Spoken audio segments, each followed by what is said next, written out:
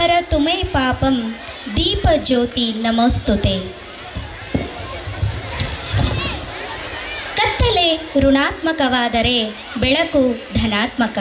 ಬೆಳಕು ಜೀವನದ ಅಂಧಕಾರವನ್ನು ತೊಡೆದು ಹಾಕುತ್ತದೆ. ಬೆಳಕು ಎಂದರೆ ಜ್ಞಾನದ ಸಂಕೇತ. ಇಂತಹ ಬೆಳಕು ಎಂದಾಕ್ಷಣ ನೆನಪಾಗೋದೇ ನಮಗೆ ದೀಪ.